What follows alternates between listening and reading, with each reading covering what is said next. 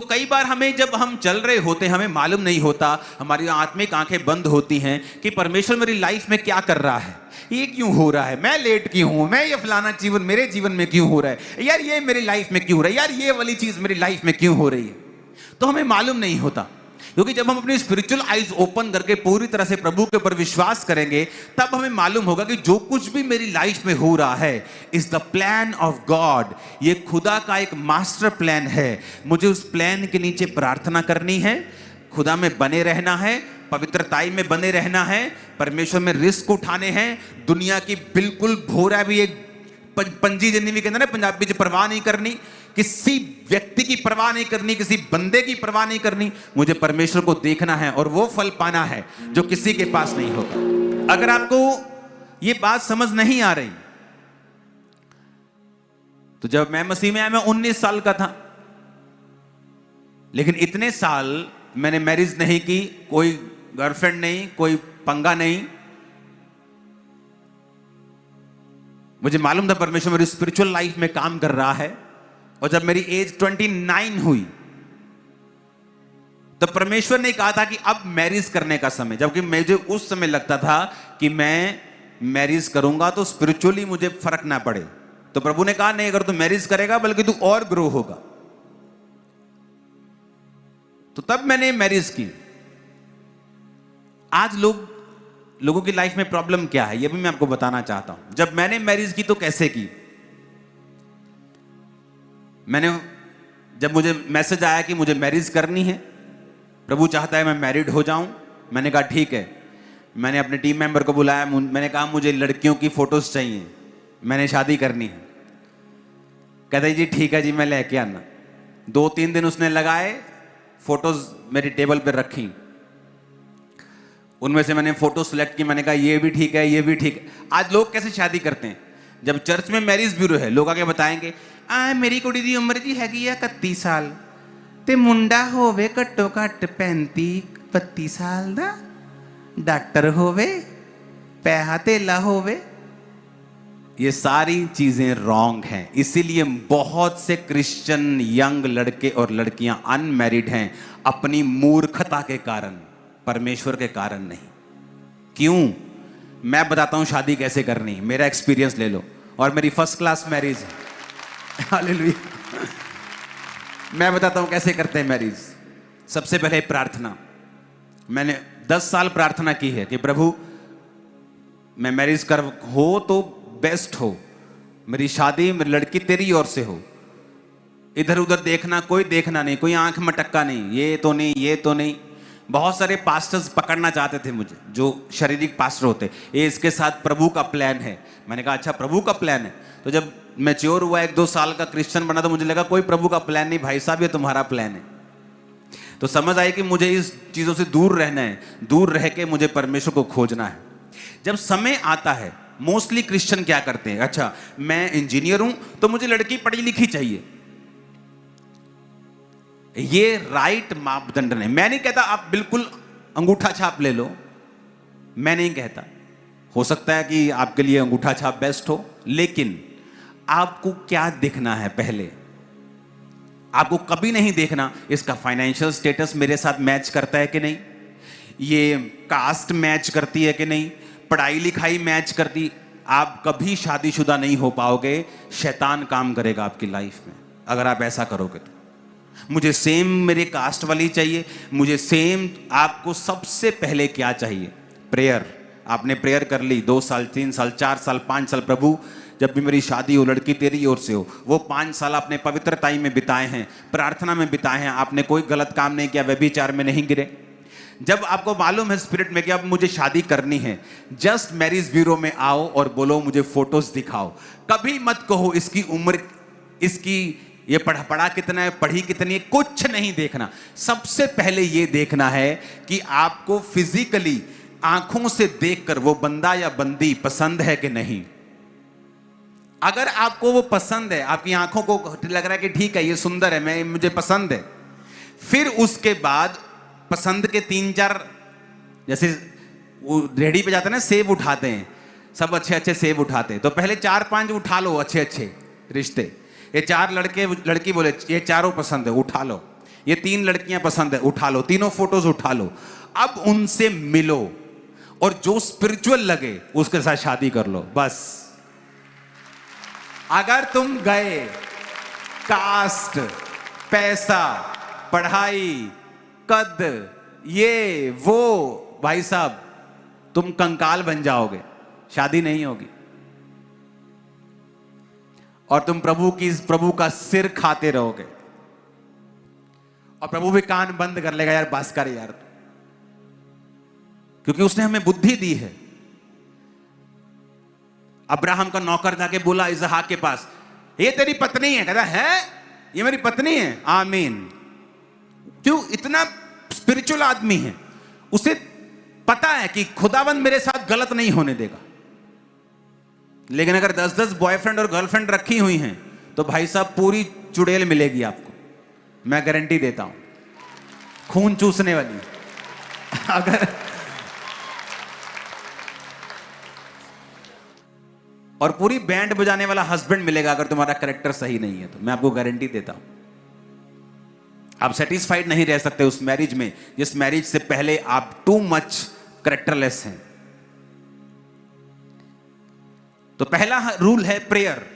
आपने enough prayer कर ली है, प्रभु पे भरोसा रखा है, प्रभु इंतजाम करेगा। आपको लगता है कि अब मेरी शादी अब मुझे करनी है, मुझे 3-5 साल 10 साल हो गए प्रार्थना करते, फोटोज देखनी है जो आपको बेस्ट लगते हैं देखने में। आप ये नहीं कहते कि हाँ मैनू आत्मिक चाहिए, कोई नहीं रंग जितना मर्जी हो, आत्मिक चाहिए, मुड़ के ब्याह करा के दूजियां वाल देखते रहना। फिर ऐसा भी मत करना, क्योंकि तुम्हारी एक ही मैरिज होनी है तो तुम्हारे को वो लड़की वो लड़का पसंद होना चाहिए। सबसे पहली बात ये जरूरी है। आपको पसंद आया, दैट्स इट। 2-3 पसंद करो, उनसे मिलो, बात करो, उनकी स्पिरिचुअल लाइफ में जो आपको स्पिरिचुअल लगता है, जो आपको लगता है कि ये आदमी स्पिरिचुअल है और लगता है कि मैं इसको और स्पिरिचुअल कर दूंगी या मैं इसको और स्पिरिचुअल कर दूंगा, सबमिसिव स्पिरिट का है, ठहराव वाला आदमी है, ठहराव वाली औरत है, अधीनगी वाले आदमी, अधीनगी वाली औरत है, हाँ कर दो, शादी कर लो, तुम ब्लेस हो। और अगर तुम सोचोगे कि तुम्हें पॉलिश किया हुआ डायमंड मिले तो जो धरती से हीरा निकलता है वो डायमंड पॉलिश किया हुआ नहीं होता, वो कच्चा होता है। अगर आप उसे देखेंगे तो आपको लगेगा कि चीनी का बड़ा दाना है, चीनी होती है ना वाइट सी, तो आपको चीनी का दाना लगेगा वो, लेकिन उसको पॉलिश करके, उसको कट करके, उसकी कटाई करके, पॉलिश करके उसको डायमंड बनाया जाता है। मैरिज आपको हेवन से नहीं गिरती अच्छी, आप अच्छे से अच्छे के साथ मैरिज कर लें, अगर आप बेवकूफ हैं तो आप उसके साथ भी पंगा ले लेंगे। तो आपको वो मैरिज को पॉलिश करना पड़ता है, आपको अंडरस्टैंडिंग रखनी होती है, प्रेयर रखनी होती है, और दूसरी बात आप दोनों का टारगेट जीसस क्राइस्ट की अगर सेवा होगी तो बहुत सारी लड़ाइयां झगड़े अपने आप खत्म हो जाएंगे, क्योंकि आपको मालूम है आपको सेवा करना है, आपको चर्च जाना है, आपको इकट्ठे मीटिंग में जाना है, आपको प्रेयर इकट्ठे बैठना है, तो बहुत सारी चीजें अवॉइड हो जाएंगी अपने आप। लेकिन अगर एक कपल का टारगेट जीसस क्राइस्ट नहीं है तो वो कपल फिर पक्का प्रॉब्लम में रहेगा ही रहेगा। वो आदमी कभी अपनी लाइफ से सेटिस्फाइड नहीं होता। मैंने क्रिश्चियंस देखे हैं अच्छी अच्छी पोजीशन के ऊपर, अपनी क्रिश्चियन लाइफ में अपनी वाइफ के साथ कभी सेटिस्फाइड नहीं। क्यों? क्योंकि वो परमेश्वर को कभी सेटिस्फाइड नहीं किया, तो उनकी वाइफ उनको कभी जो वो चाहते कभी नहीं होता। मेरे काम में मेरा साथ कभी नहीं होता। क्यों? क्योंकि उन्होंने परमेश्वर के साथ अपना संबंध कायम नहीं किया। प्रभु कहता है जो तूने मुझ में बोया है वो तू धरती पर काटेगा। जब भी आपको रिश्ता देखना है, पहले देखना है आंखों से, पसंद है तो शुरुआत करनी है, फिर उस व्यक्ति को पसंद करना है जो स्पिरिचुअल है। बाकी सारी चीजें, अमीरी, गरीबी, स्टेटस, ऊपर नीचे, सब चीजें बेमायने की हैं। अगर आप दोनों आत्मिक हैं तो क्या आप पैसा पैदा नहीं कर पाएंगे फ्यूचर में? अगर आप दोनों आत्मिक हैं तो क्या परमेश्वर आपको छोड़ देगा? आप दोनों अपने आप को देखोगे, आप एक दूसरे को पसंद हो और आत्मिक हो, उसके बाद तीसरी चीज मिलाने की कोशिश भी मत करो, नहीं तो आप बहक जाओगे अपने असली मुद्दे से। कई लड़कियां स्पिरिचुअल, हाई लेवल की एजुकेटेड कुंवारी बैठी, क्यों? उन्हें उतना ही पढ़ा लिखा लड़का चाहिए, जो कि रॉन्ग है स्पिरिट में। हो सकता है परमेश्वर अगर सुनो मेरी बात, अगर मेरा स्वभाव और मेरी वाइफ का स्वभाव एक सा हो, हम इकट्ठे कैसे रह पाएंगे? दोनों का स्वभाव अलग होता है ताकि बैलेंस बना रहे हमेशा। तो कभी मत कहो मुझे उतना ही पढ़ा लिखा चाहिए। कई बार आप देख लो दोनों पढ़े लिखे हैं और दोनों छितर पनीर की रोटी के बिना सोते नहीं, दोनों छितर भी और बोलो और पनीर भी बनता है घर में रोज, छितर भी बनते हैं रोज। तो उसको अवॉइड करो, स्पिरिचुअल बनो। आत्मा देखो क्या कहता है, स्पिरिट क्या कहती है आपको। स्पिरिचुअल लाइफ अगर आप जिएंगे आप बड़ी चीजों से बच जाएंगे। अब आपने रिश्ता करना है, कभी अपने 10 रिश्तेदारों की सलाह मत लो, कभी लोगों की सलाह मत लो। स्पिरिट आपको क्या कहती है। मैं अपनी लाइफ में उस जगह पहुंच गया था स्पिरिचुअल लाइफ में, मैंने दोनों लड़कियों को देखा, मैंने कहा ये दोनों मुझे पसंद है। अब दोनों की बैकग्राउंड चेक करो, कौन कैरेक्टर वाइज गुड है, तो जो गुड है वो आपके सामने निकली।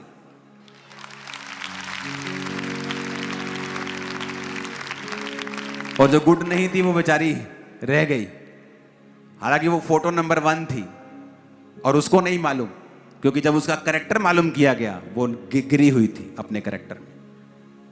और उसे नहीं मालूम जब वो गिरी थी उसने क्या मिस किया होगा, उसको नहीं मालूम। कितने मेरी बात को समझ रहे हैं। और जब मैंने देख लिया, मैंने पसंद कर लिया, मैंने पहले फोटो को पसंद किया, फिर मैंने बुलाया थर्सडे वाले दिन। जब ये आई मेरे सामने बैठी, मैंने मम्मी को बुलाया, मैं कहा मम्मी थोड़ी नूंह आई, मिल लो। कहते ये क्या हो गया एकदम, मैं कहा हो गया बस। इमेजिन करो, कोई मीटिंग नहीं, कोई मीटिंग नहीं। इसकी फैमिली को बुलाया अगले दिन, मैं कहा आ जाओ। कहते की गल, मैं कहा तेरी कुड़ी दी सगाई है। कहते किदे नाल, मैं कहा मेरे नाल, आ जाओ। अगले दिन पार्लर भेजा, तैयार किया, सगाई की, खत्म काम। तब से हम इकट्ठे हैं। हालेलुया। कितने मेरी बातों को समझ रहे हैं। आपको ये बात बड़े ध्यान से समझनी है। आप फर्स्ट जनरेशन क्रिश्चियन हैं, अपनी लाइफ को कभी कंपेयर मत करो। ले मेरे मासी दे मुंडे दा हो गया, ओ मेरे भरा दा मुंडा बाहर। नेवर। आपकी लाइफ, आपको रिस्क लेना होगा, आपको विश्वास के साथ चलना होगा, आपको कंफ्यूजन में परमेश्वर के साथ वफादार रहना होगा। आपका एक ही टारगेट होगा, जीसस जीसस, मुझे वापस नहीं मुड़ना। मर जाऊंगा, मर जाऊंगी, वापस नहीं जाऊंगी, अड़ी रहूंगी, खड़ी रहूंगी, गवाही के साथ आऊंगी। आमीन खड़कने वाला चाहिए चर्च। Hallelujah, hallelujah. आप मेरी बात को समझ रहे कि नहीं।